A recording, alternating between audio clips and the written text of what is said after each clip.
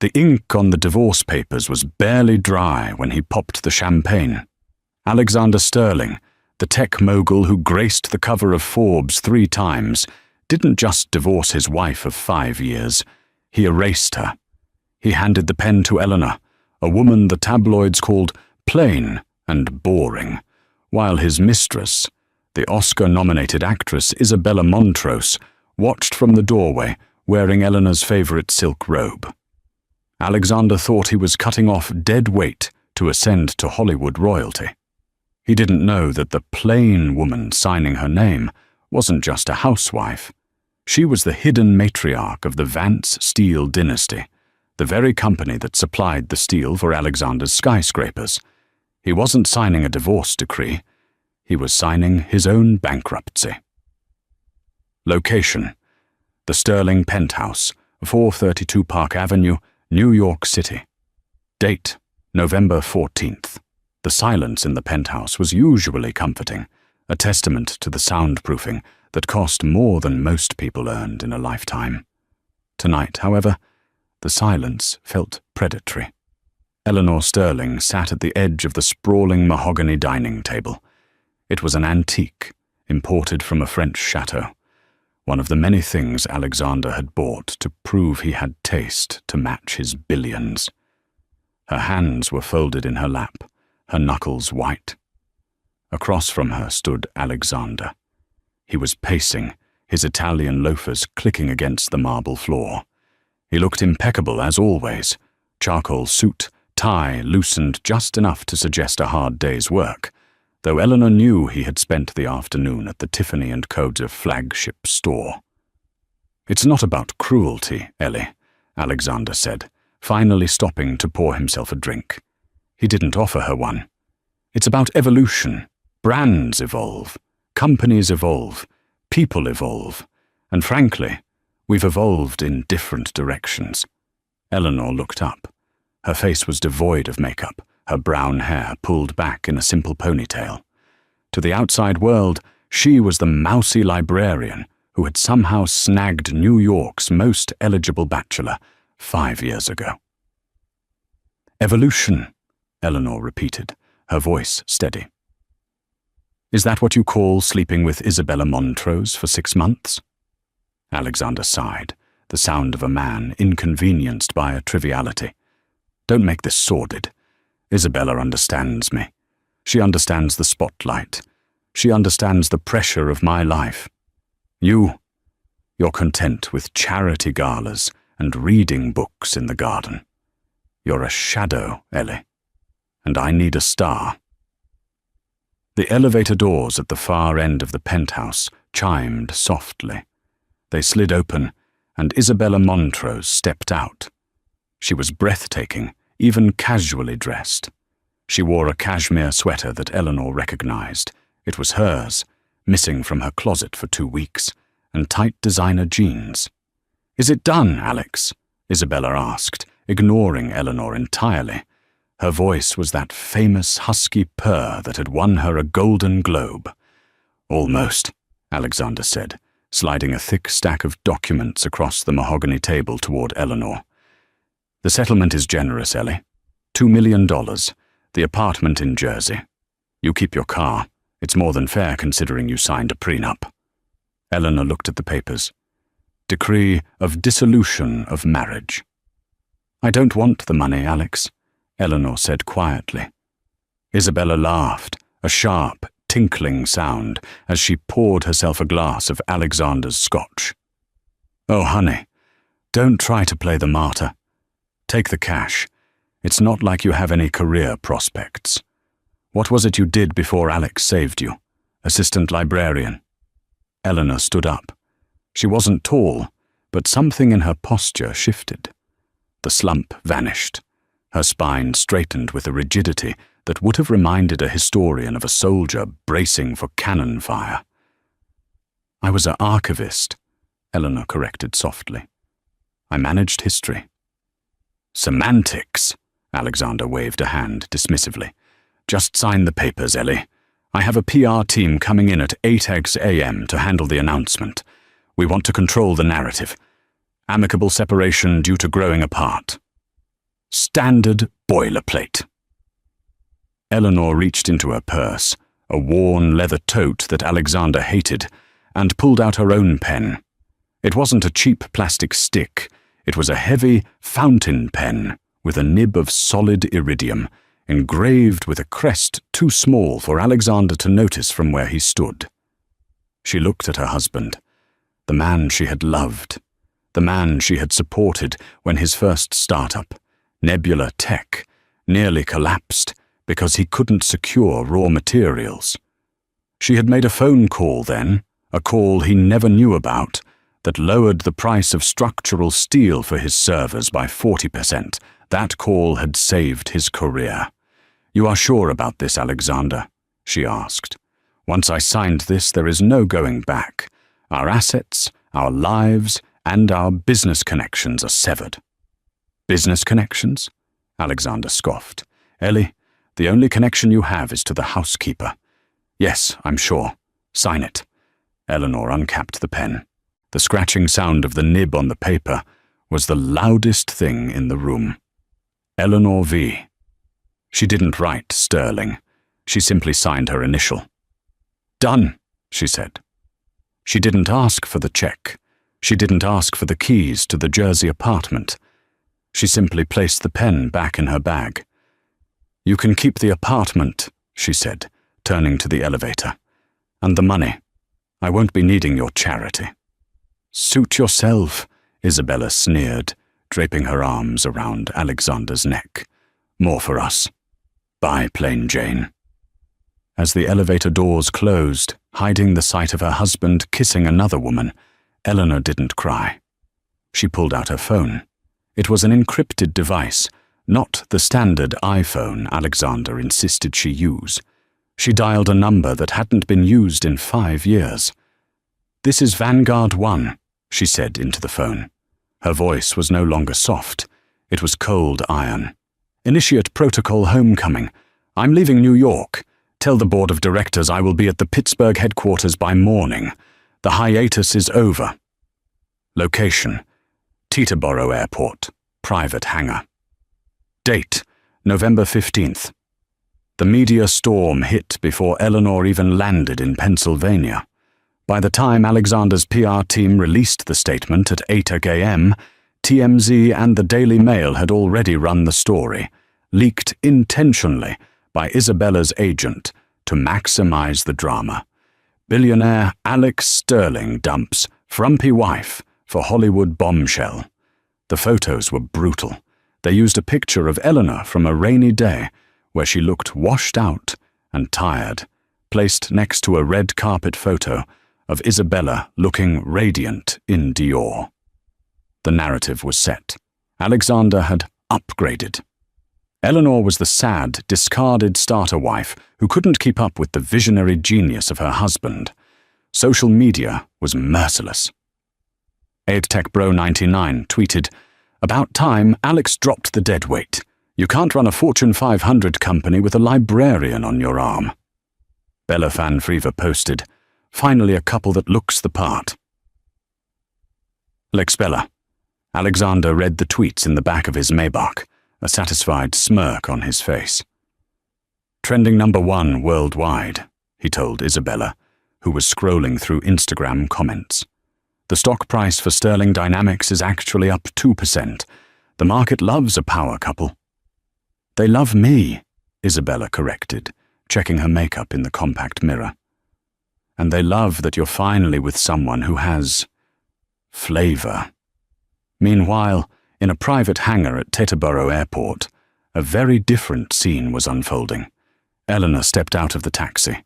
She carried only 2 suitcases. Waiting for her on the tarmac wasn't a commercial jet or even a chartered Cessna. It was a Gulfstream G700, painted in a matte midnight blue. The tail number didn't end in a standard registration. It bore the insignia of a silver anvil.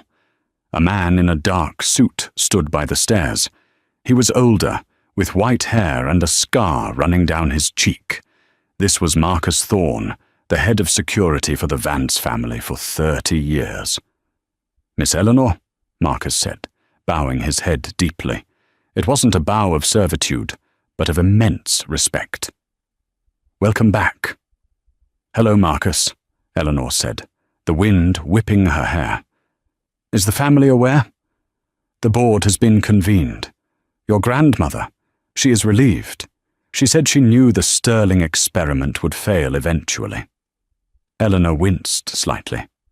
Grandmother always did have a way with, "I told you so." "And the press?" "Blocked," Marcus said as he took her bags. "We've scrubbed your real maiden name from the public digital archives, as usual. The tabloids think you are Eleanor Vance, daughter of a high school teacher from Ohio. They have no idea they are dealing with the Eleanor Vance, sole heiress to Vanguard Steel and Heavy Industries." Vanguard Steel. It wasn't a flashy tech company. It didn't have an app. It was the backbone of the American industrial complex. They owned the mines, the refineries, the shipping lines, and the patents for the high-tensile alloys used in everything from SpaceX rockets to the structural beams of the very building Alexander Sterling lived in. They were a ghost dynasty, old money that preferred to remain invisible while controlling the world's infrastructure.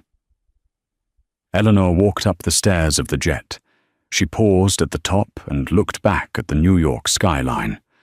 Somewhere in those shimmering lights, Alexander was probably toasting his new freedom. "He thinks I was dependent on him," Eleanor whispered.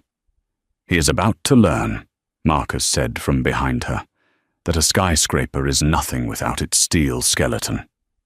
The jet engines roared to life. Inside the cabin, the luxury was understated, but absolute. Eleanor sat in a leather armchair and opened a dossier waiting on the table. The cover read, "Sterling Dynamics, Supply Chain Vulnerabilities." She flipped to page 4. Alexander's company was currently building the Sterling Spire, a 120-story megastructure in Dubai intended to be the headquarters for his new AI division. It was 40% complete. "Marcus," Eleanor said, pressing the intercom button. "Yes, ma'am?" "Get me the current contract status for the Sterling Spire project, specifically the supplier of the Grade 9 seismic steel beams." "That would be a subsidiary of ours, ma'am." "North Atlantic Ore. We supply 90% of the project." "Not anymore," Eleanor said, her voice devoid of emotion. "Put a freeze on all shipments to Sterling Dynamics effective immediately. Cite supply chain irregularities and quality control audits. Indefinite delay."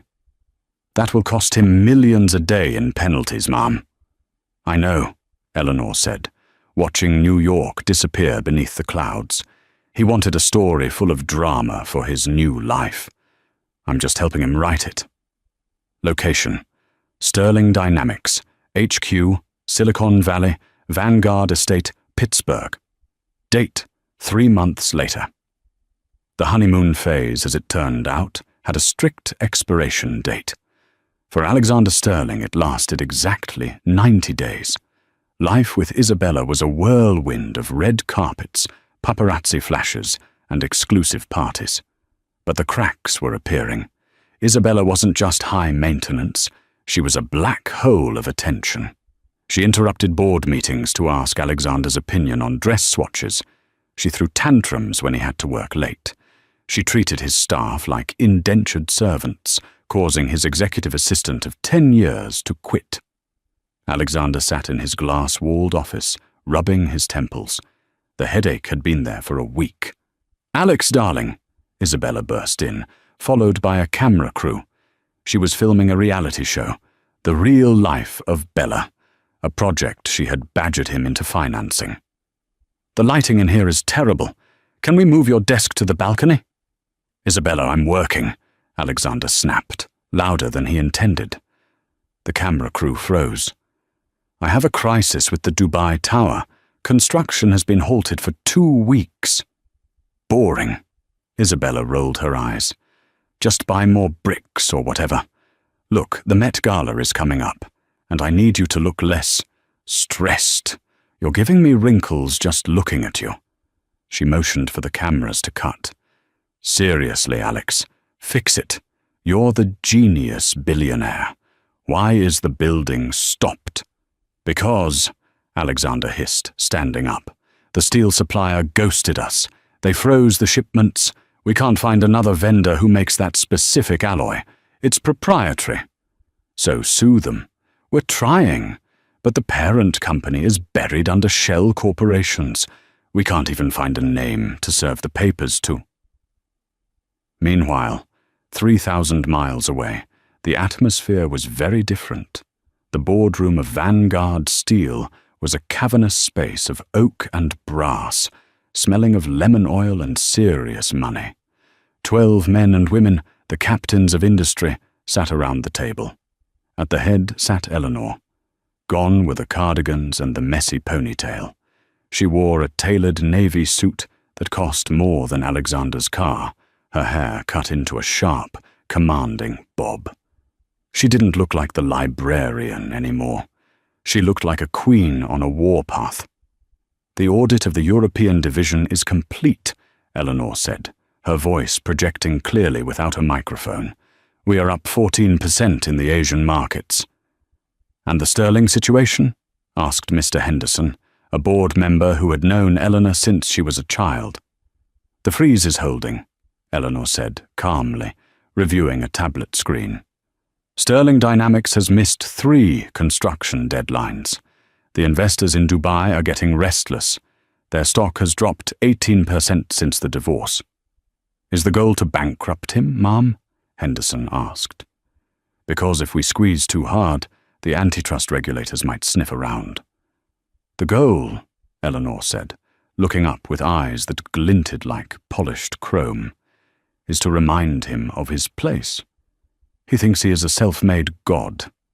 I am simply removing the pedestal he stands on." However, she paused. She tapped the screen. "He has scheduled an emergency supplier summit in Chicago next week. He's invited every major industrial supplier in the Northern Hemisphere to try and bid for the contract. He's desperate." "Are we attending?" "Vanguard doesn't attend summits. We host them," Eleanor said. "But North Atlantic Ore will be there. And I think it's time the CEO of North Atlantic Ore made a personal appearance." A murmur went around the room. They knew what this meant. "You're going to reveal yourself?" Henderson asked, concerned. "The media will be there. He will be there. He invited the world to watch his life," Eleanor said, standing up to close the meeting. "I think it's time I made a cameo." Back in California, Alexander's phone rang. It was his chief operations officer. "Alex, good news. We got a seat at the Chicago Industrial Summit. The rumor is the CEO of the holding company that owns our steel supply will be there." Finally, Alex exhaled. "Who is it? Some old guy? I can charm him. I can buy him out."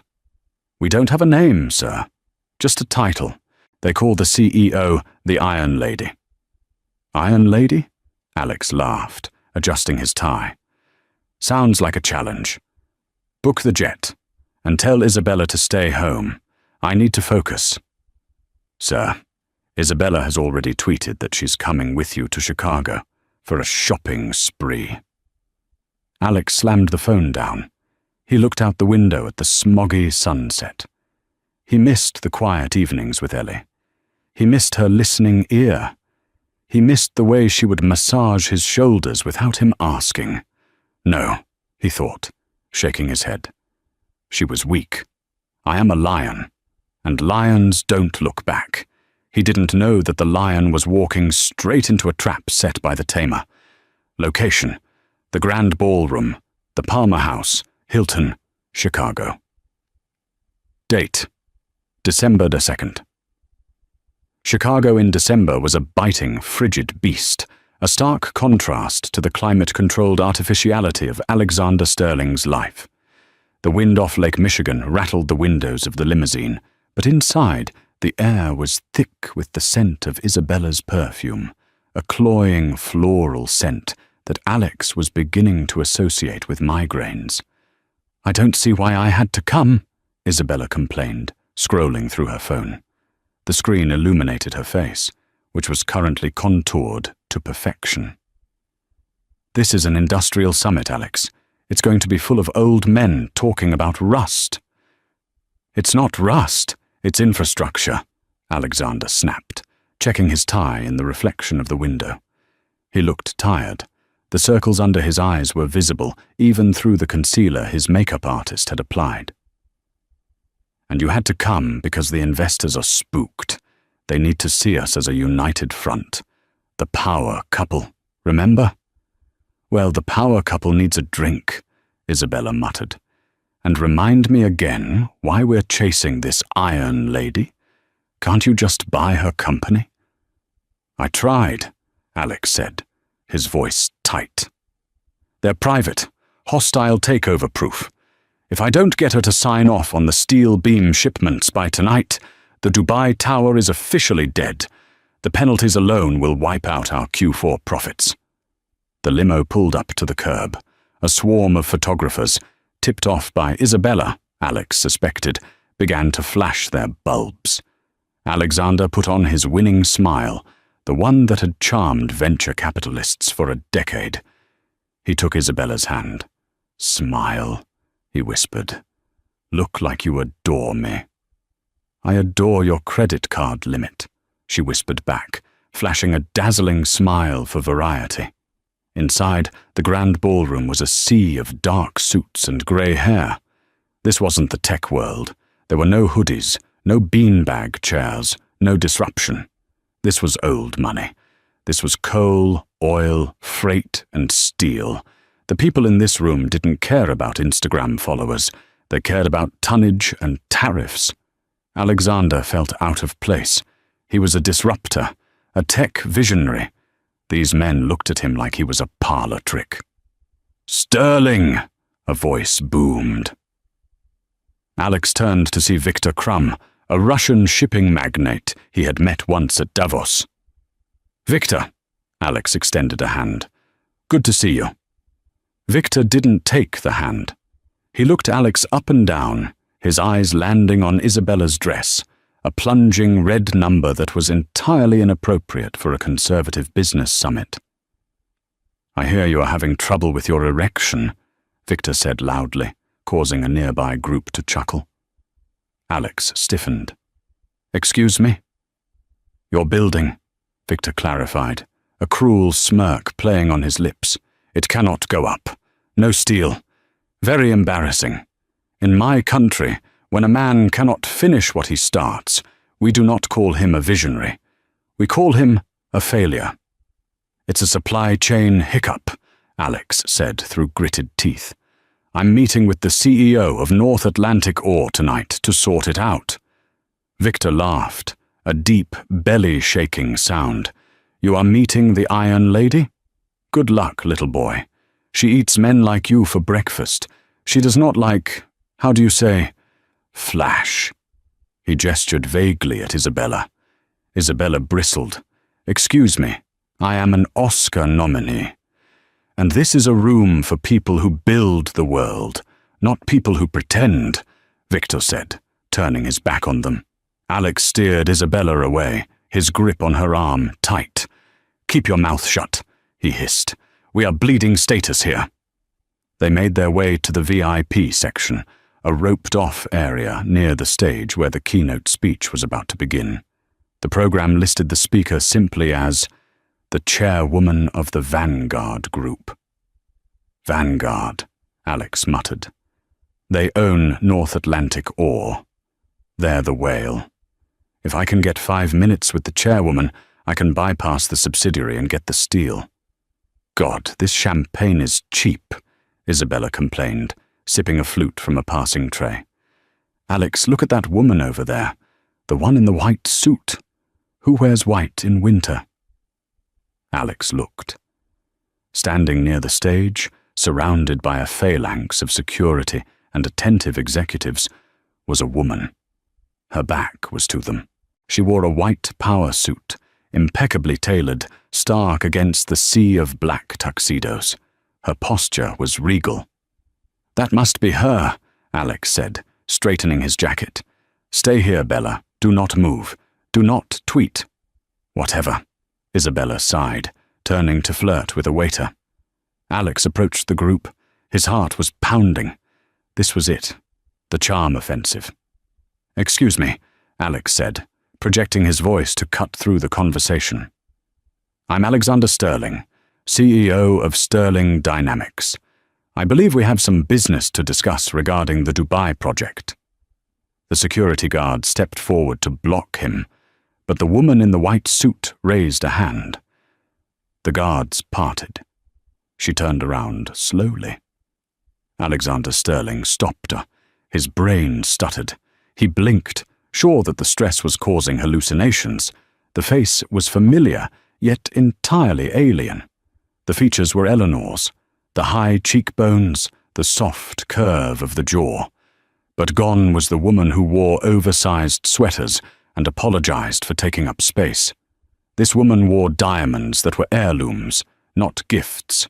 Her makeup was sharp, accentuating eyes that looked at him not with love or even hate, but with the crushing indifference of a glacier.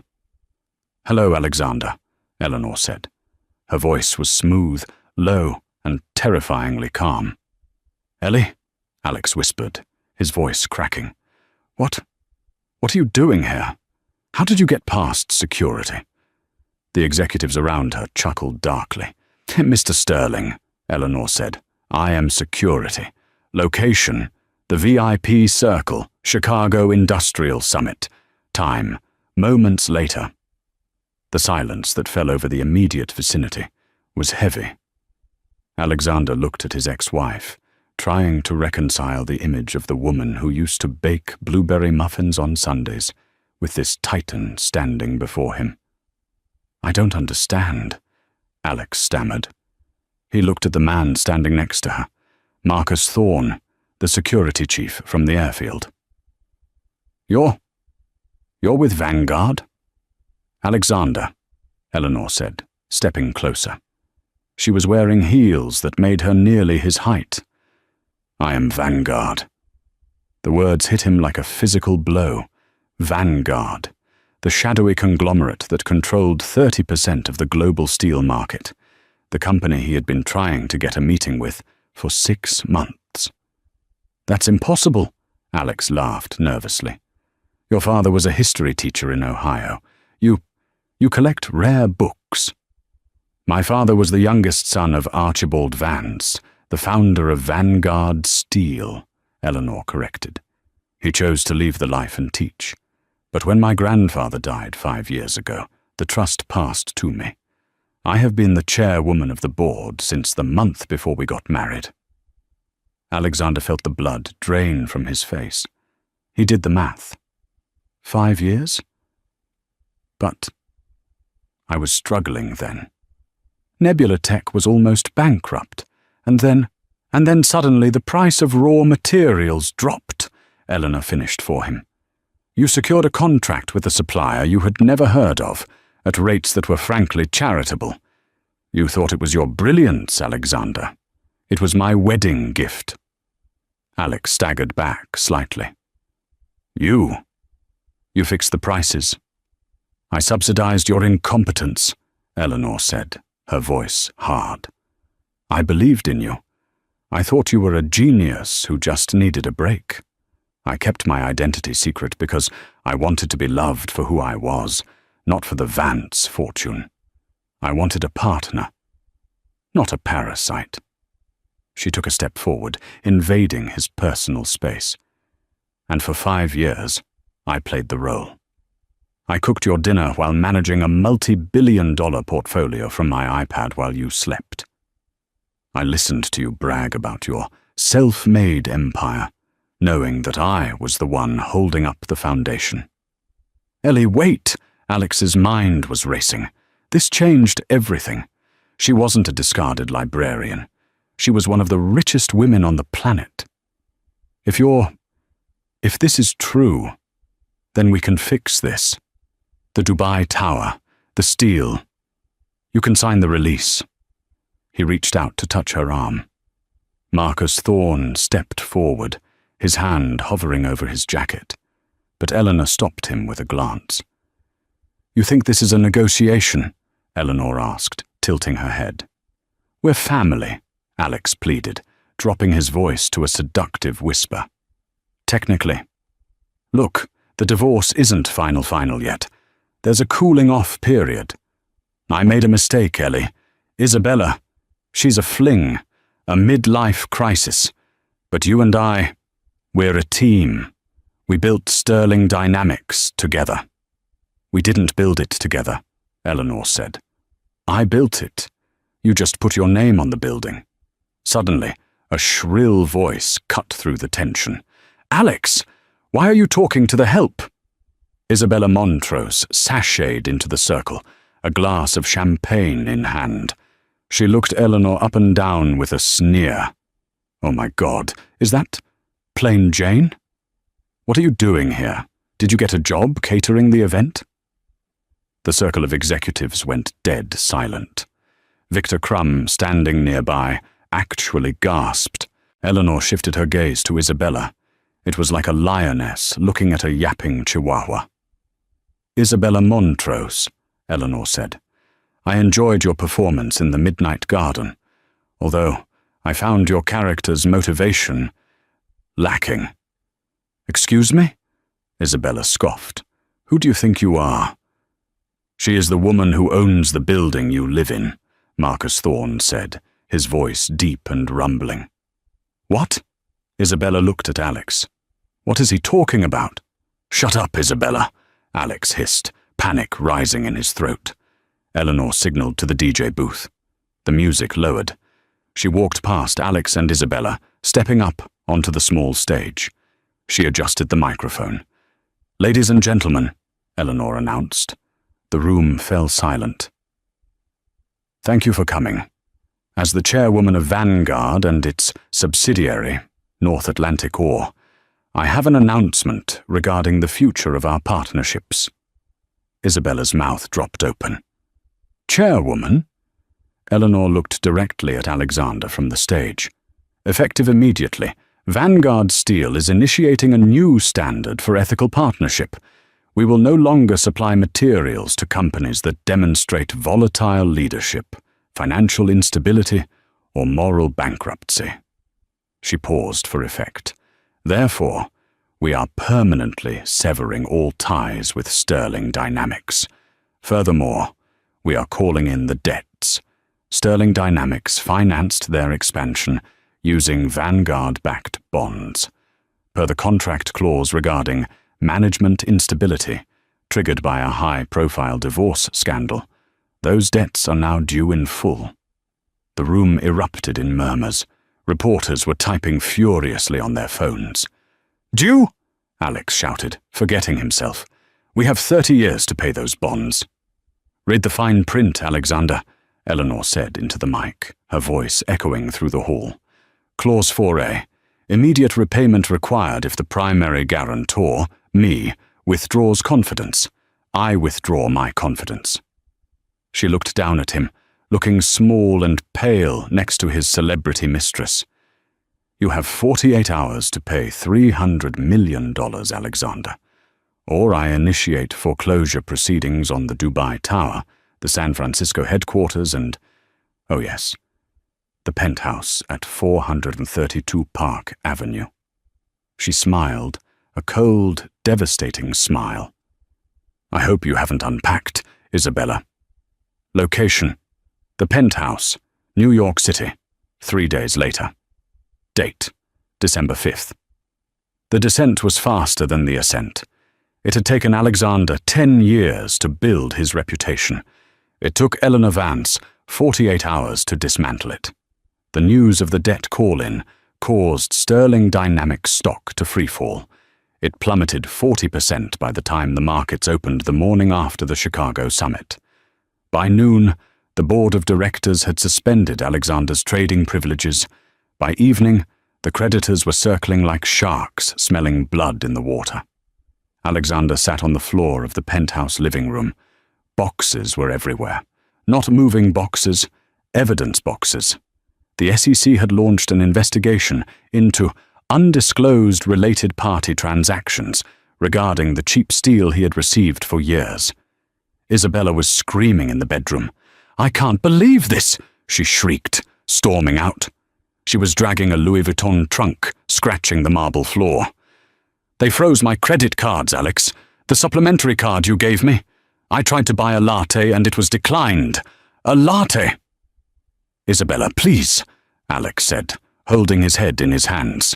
"I'm trying to figure this out. I just need to liquidate some assets." "What assets?" Isabella screamed. "She owns the steel. She owns the debt. She practically owns the air we breathe. You told me she was a nobody. You told me she was a boring little housewife." "I didn't know," Alex roared back, standing up. "How was I supposed to know she was the heiress to the biggest steel fortune in America? She drove a Honda Civic." "Because she's smart." Isabella threw a vase, a Ming Dynasty replica, at the wall. It shattered. "And you're an idiot. You left a billionaire for me." The realization hung in the air. Isabella wasn't putting herself down. She was stating a financial fact. He had traded a diamond mine for a cubic zirconia. "I'm leaving," Isabella said, buttoning her coat. "Leaving? Now?" Alex looked at her with disbelief. "Bella, I need you. We're a team.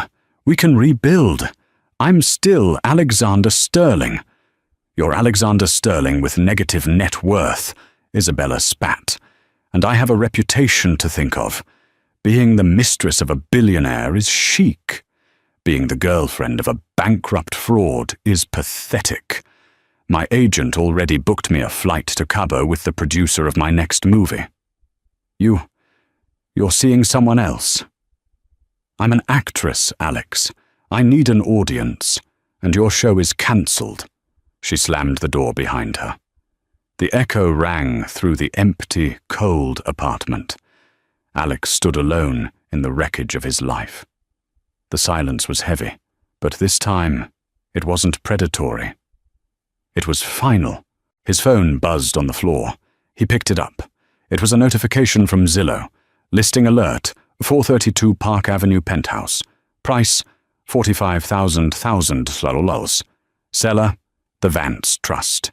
She put his house on the market before he had even moved out. Alex laughed. It was a dry, manic sound. He walked to the window and looked out at the city. He could see the skeleton of a new skyscraper going up in the distance, steel beams rising into the sky. He realized now that every beam, every girder, every rivet in this city belonged to her. He had walked through her world thinking he was a giant, never realizing he was just an ant crawling on her shoe. The intercom buzzed. "Mr. Sterling," the doorman's voice came through. "There are some gentlemen here from the bank, and a Miss Vance is with them." Alex straightened his shirt. He walked to the elevator. He had to face her one last time. He had to try. The doors opened. Eleanor stood there, flanked by lawyers. She wasn't wearing the power suit today. She was wearing jeans and a cashmere sweater, the same outfit she wore on their first date. "Hello, Alexander," she said softly. "Ellie," Alex breathed. He fell to his knees. He didn't care about dignity anymore. "Ellie, please, I'm sorry. I was a fool. Take me back. I don't care about the money. I just want you." Eleanor looked down at him. Her expression wasn't angry. It was pity, and that hurt worse than the anger. "You don't want me, Alex," she said, stepping around him to look at the apartment. "You want the safety I provided. You want the Iron Lady to save you from the mess you made." She signaled to the lawyers. "The foreclosure is complete. You have until midnight to vacate the premises. Anything left behind will be auctioned for charity." "Ellie, where will I go?" Alex wept. "I have nothing." Eleanor stopped at the door. She looked back. her hand on the frame. "You have your freedom, Alexander. You said I was a shadow. Well, now you're out in the light. Let's see if you can shine on your own." She walked out. The elevator doors closed. Alexander Sterling, the man who wanted everything, sat alone on the cold marble floor, realizing that in his quest for more, he had lost the only thing that was real. Location: Sotheby's Auction House, Manhattan. Date: January 15th, 1 month later. The fall of a titan is rarely silent. It is usually accompanied by the sharp rap of a gavel. Alexander sat in the back row of the auction hall. He wore a coat that was slightly too large for him now. He had lost 20 pounds in the last month. He wasn't supposed to be here. His lawyers had advised against it, citing emotional self-harm. But he couldn't stay away. He watched as the artifacts of his perfect life were paraded across the stage like cattle. "Lot 405, the auctioneer announced, his voice practiced and bored. A custom-made Patek Philippe watch, engraved with the initials AS opening bid at 50,000. It was the watch Eleanor had given him for their 3rd anniversary. He had barely worn it, preferring a flashy smartwatch that tracked his heart rate. Now he watched a stranger, a hedge fund manager in a tacky plaid suit, raise a paddle. "Sold," the auctioneer clipped. Alexander flinched. That watch was worth more than his current net worth. Since the night at the penthouse, Alexander's life had been a lesson in gravity. The SEC investigation had frozen his liquid assets. The board of Sterling Dynamics had voted him out as CEO, replacing him with a conservative CFO who immediately publicly distanced the company from the former leadership's erratic behavior.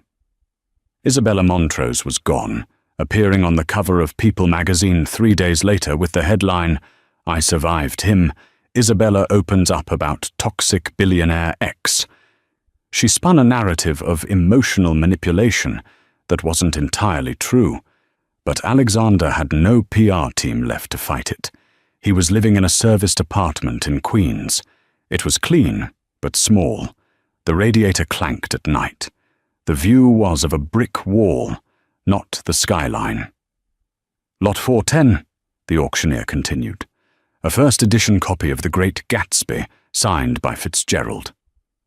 Alexander sat up. That was Eleanor's. It was her most prized possession. She must have left it behind in the penthouse by mistake.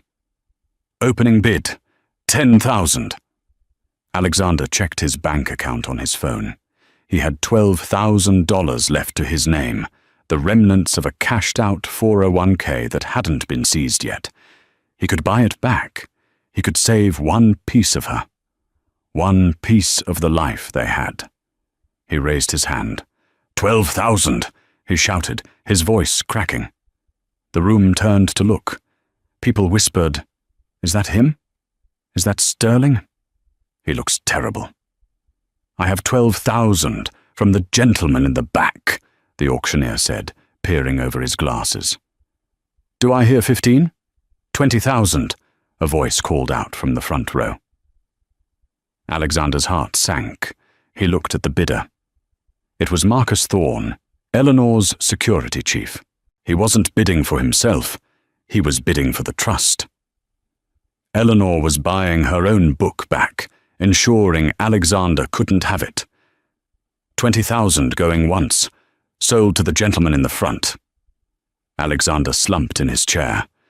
She didn't even want him to have a memory. He walked out into the cold January rain. He hailed a taxi, but the yellow cab drove right past him to pick up a couple down the block. He lowered his hand. He walked to the subway station, the damp air seeping into his bones. On the platform, a digital billboard flashed an advertisement. It was for a new high-speed rail line connecting the East Coast, a project touted as the green backbone of America. The tagline faded in, "Steel provided by Vanguard Industries." And then Eleanor's face appeared. She looked radiant, now strong and untouchable. She wasn't looking at the camera. She was looking toward a horizon Alexander could no longer see. He stood there, jostled by commuters, realizing that he was no longer the protagonist of the movie. He was just an extra in the background of her success. Location: a shared office space, Jersey City. Date: 1 year later. Sterling, the coffee machine is jammed again. Alexander looked up from his cubicle. I'm on it, Gary. Alexander Sterling, former cover model for Forbes, was now a junior sales associate for a mid-tier logistics firm in New Jersey. It was the only job he could get. No reputable tech company would hire him. He was a liability, a walking lawsuit. He walked to the break room and fiddled with the plastic machine. He was wearing a suit from Zara. He took the bus to work. His life was a cycle of mediocrity. He woke up, ate toast, went to work, got yelled at by Gary, a man who used to follow Alexander on Twitter, and went home to watch Netflix alone. He had tried to reach out to Eleanor. He sent emails. They bounced back. He wrote handwritten letters. They were returned unopened. He even tried to show up at the Vanguard headquarters in Pittsburgh, but Marcus Thorne had met him at the gate and politely informed him that if he returned, he would be arrested for trespassing. He was a ghost. One afternoon, Gary dropped a file on his desk. Big client coming in today, Sterling. I need you to take notes. Don't speak unless spoken to. We're trying to land a contract for shipping heavy machinery. Sure, Gary, Alex sighed. At 2 p.m., the clients arrived. Alexander sat in the corner of the conference room, clutching a notepad. The door opened. 2 men in suits walked in, followed by a woman. Alexander stopped breathing. It wasn't Eleanor. It was her assistant, a woman named Sarah, whom Alexander had fired 3 years ago because she walked too loudly. Sarah stopped when she saw him. Her eyes widened in surprise, then narrowed into a look of supreme satisfaction. Sarah, Alex whispered. It's Ms. Jenkins, she said coolly. I'm the VP of Logistics for the Vanguard Foundation now. Gary looked between them, sweating. You know each other? I used to work for Mr. Sterling's wife, Sarah said, emphasizing the word wife. Before he imploded. The meeting was excruciating. Alexander had to sit there and take notes while Sarah dictated terms. She was sharp, professional, and utterly dismissive of him. She treated him like furniture. At the end of the meeting, as everyone was shaking hands, Sarah paused by Alexander's chair.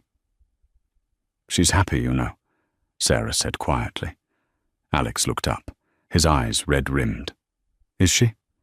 She got remarried last month, Sarah dropped the bomb casually, to a pediatric surgeon, a good man, someone who doesn't need her to be small so he can feel big.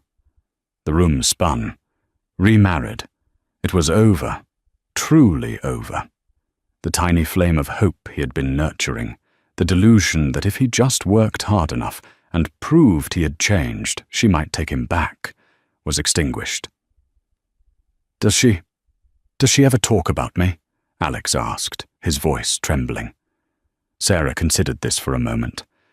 No, Alexander, she doesn't. You're just a tax write-off from a previous fiscal year. Sarah walked out. Alexander sat in the empty conference room. He looked at his notepad. He had written nothing. He realized then that the worst punishment wasn't poverty. It wasn't public humiliation. It was the realization that the person who had loved him most had completely erased him from her internal narrative. To Isabella, he was a story to sell. To Eleanor, he was nothing. Location: Central Park, New York City, near the Bethesda Fountain. Date: 5 years later. The October wind cut through the park, carrying the crisp scent of burning leaves and roasted chestnuts. For most New Yorkers, it was the smell of autumn romance.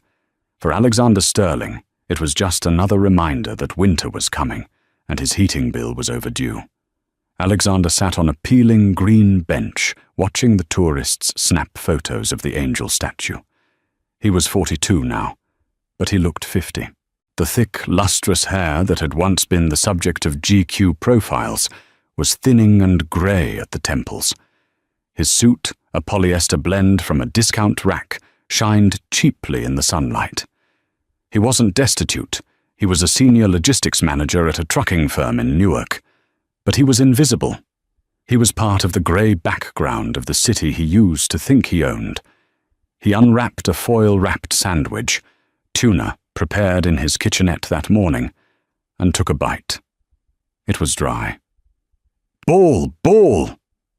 A bright red rubber ball bounced off the toe of his scuffed dress shoe. Alexander flinched, pulling his legs back. A little girl, perhaps 3 or 4 years old, toddled up to him. She was dressed in a miniature Burberry coat and cute woolen tights. She had dark curls and eyes that were intelligent, inquisitive, and painfully familiar. Alexander picked up the ball. The girl stopped, putting a finger in her mouth, waiting. "Is this yours?" Alexander asked, forcing a smile. It felt rusty. "Sophia, don't run off!" The voice hit Alexander like a physical shockwave. He dropped the ball. It rolled away, forgotten. He looked up. Walking down the path, maneuvering a sleek, beige stroller, was a woman. She wore a camel hair coat that draped effortlessly over a cream cashmere sweater. She wore no jewelry except for a simple platinum band and a pair of diamond studs that caught the light. It was Eleanor. But it wasn't the Eleanor he had divorced. It wasn't even the Iron Lady who had destroyed him in the boardroom. This was something else entirely. She looked peaceful. The sharp edges of her anger had softened into a serene, untouchable confidence. She looked like a woman who had everything she ever wanted. "Alex?" She stopped, her hand resting protectively on the girl's shoulder. Alexander stood up too quickly, crumbs falling from his lap. He brushed them away frantically, shame burning his cheeks. "Eleanor," he croaked. He cleared his throat, trying to find the smooth baritone that used to charm investors. It was gone. I didn't think you were in the city." "We live in Connecticut now," Eleanor said, pleasantly, as if she were talking to an old neighbor she barely remembered. "We just came in for the ballet matinee. Sophia loves the costumes." "Sophia," Alexander repeated, looking at the child. She's beautiful." "Thank you," Eleanor smiled down at her daughter. "Sophia, say hello." "Hi," the girl whispered, hiding behind Eleanor's coat. Is her father here?" Alexander asked, looking around, half terrified that a security team would tackle him. "Gabriel is getting pretzels," Eleanor gestured toward a vendor cart where a tall, broad-shouldered man in a navy pea coat was laughing with the vendor. He looked kind. He looked solid. He looked like a man who didn't need to prove anything to anyone. Silence stretched between them. Alexander felt the weight of 5 years of mediocrity crushing him. He wanted to run, but he was rooted to the spot. He needed something from her. Absolution? Anger? Anything to prove that he still existed in her world. "I read about the merger," Alexander said, grasping for a topic. "Vanguard acquiring that lithium mine in Nevada." "Smart move." Eleanor raised an eyebrow. "You keep up with the news?" "I try," Alexander said. I wanted to tell you, Ellie. I've changed. I'm working hard. It's honest work. I'm not the same man." He took a step forward, his eyes pleading. "I know I broke us. I know I was a fool. But looking back, we were a good team once, weren't we? Before the fame, before the money, those late nights when I was building the Nebula prototype. And you were making coffee. That was real, wasn't it?" He needed that validation. He needed to believe that his genius, at least, had been real, that he had brought something to the table, even if he had ruined it later. Eleanor's expression shifted. The pity returned, but this time it was mixed with a resolve to finally cut the last thread. "Alexander," she said softly, "you hold on to that prototype like it's a holy relic." "It was revolutionary," Alexander insisted, a spark of his old arrogance flaring up. "The Nebula won. It launched the Empire. Even if I lost it all, I built that. I invented the tech that changed the industry. You can't take that away from me." Eleanor sighed. She glanced over at her husband, Gabriel, ensuring he was still occupied. Then she stepped closer to Alexander, lowering her voice so Sophia wouldn't hear. "I think it's time you knew the truth," she said, "so you can finally let go." "The truth? What truth?"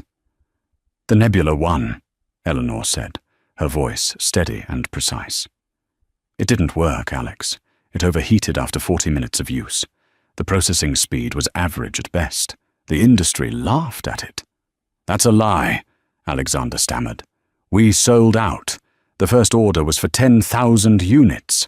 A shell company bought them for—" He trailed off. The memory of the Chicago summit flashed in his mind. Shell companies. His face went pale. "You," he whispered. "I created a holding company called Orion Logistics," Eleanor confessed. "I used my personal trust fund. I bought every single unit of the Nebula 1. I paid full retail price." "But the reviews, the buzz."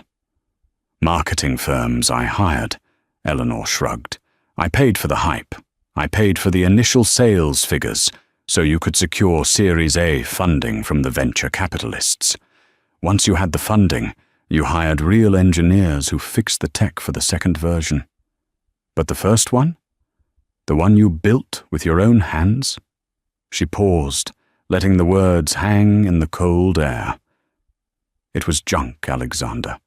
I had them shipped to a recycling plant in New Jersey. They were melted down for scrap metal 3 weeks after you sold them." Alexander grabbed the back of the bench to steady himself.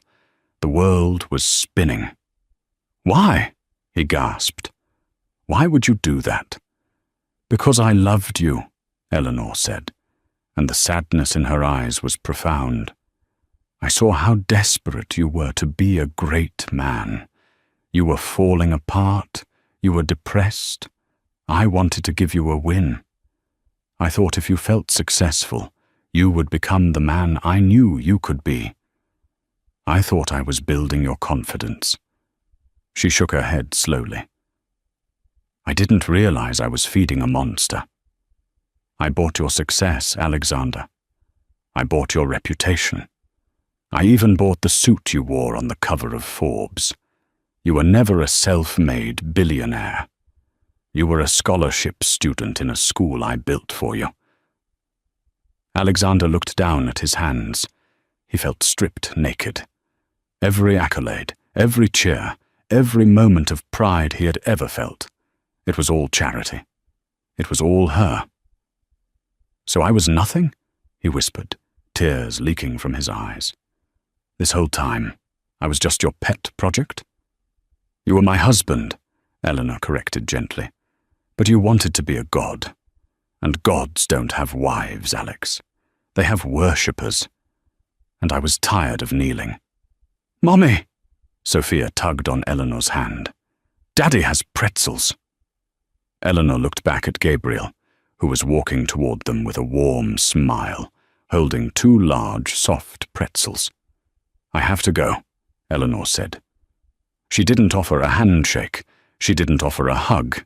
She simply stepped back, creating a chasm between them that could never be crossed.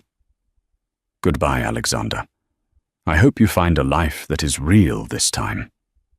She turned and walked away. Alexander watched as Gabriel wrapped an arm around her waist and kissed her temple. He watched them walk into the golden autumn light, a perfect, self-sufficient unit. Alexander Sterling sat back down on the peeling green bench. He looked at the skyscraper in the distance. The one he used to claim was his legacy. He realized now that he hadn't built it. He hadn't even designed it. He had just been the actor standing in front of the green screen, reciting lines written by the woman he had thrown away. He picked up his foil-wrapped sandwich. It was cold. He took a bite anyway, swallowing the dry, tasteless bread as the leaves fell around him like gold coins he could never spend. And that is the crushing reality of Alexander Sterling. He spent his life believing he was the architect of his own destiny, never realizing he was merely a tenant in a house built by his wife's love. In the end, the twist wasn't just that he lost his money. It was the revelation that his genius was a fabrication paid for by the very woman he called plain. Alexander wanted to be a king, but he forgot that a king is nothing without the person who funds the crown. Now, Alexander sits on a park bench, a man made of glass, shattered by the truth. Meanwhile, Eleanor walks into her future, proving that the strongest steel isn't found in a skyscraper, but in the backbone of a woman who knows her own worth. Wow, that ending hit hard. Do you think Eleanor was right to hide the truth about his success for so long? Or did she accidentally create the monster he became?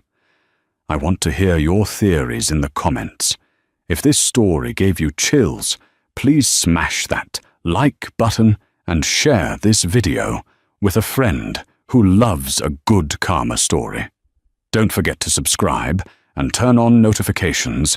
We have an even crazier revenge story coming up next week. Thanks for watching.